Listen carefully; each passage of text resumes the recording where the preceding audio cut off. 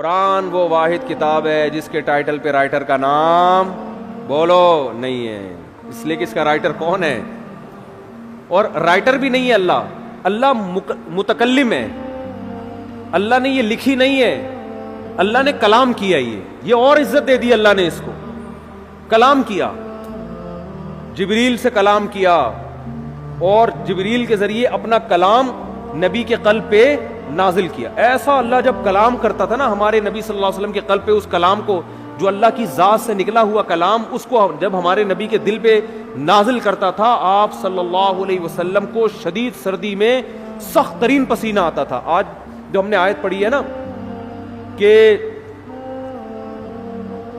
کلوا واشربوا حتی یتبین لکم الخیط الابیض من الخیط الاسود من الفجر، پہلے یہ آیت نازل ہوئی کہ تم صبح سحری کے وقت تک کھا سکتے ہو جب تک سفید دھاگا کالے دھاگے سے جدا نہ ہو جائے۔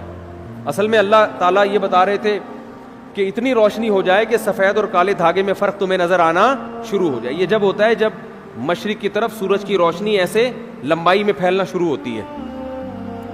اب صحابی کی سمجھ میں ہی نہیں آیا، وہ سمجھے کہ اس آیت کا یہی مطلب ہے کہ کالا دھاگا اور سفید دھاگا، حالانکہ یہ کنایا تھا کہ صبح صادق ہو جائے۔ تو وہ صحابی جو تھے نا وہ یہ لے کے بیٹھ گئے اور دھاگوں میں فرق کرنے لگے۔ تو جب فرق کرنے لگے تو پریشان ہوئے، نبی صلی اللہ علیہ وسلم کے پاس آئے کہ اللہ کے کلام کا مطلب کیا ہے۔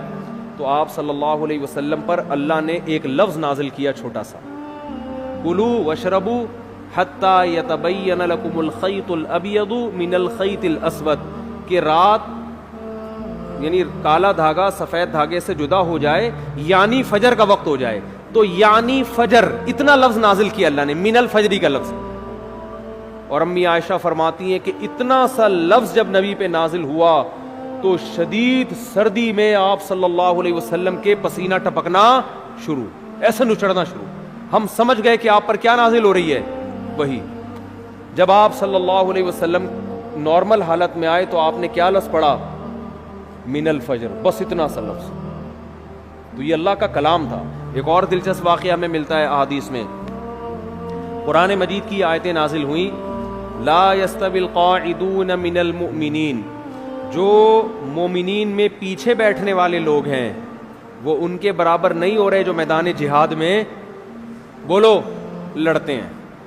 پیچھے بیٹھنے والے آگے میدان جہاد میں لڑنے والوں کے برابر، بولتے کیوں نہیں یار، کیا ہو گیا، نہیں ہے۔ وہ لڑ رہے ہیں میدان میں، قربانیاں دے رہے ہیں، تم یہاں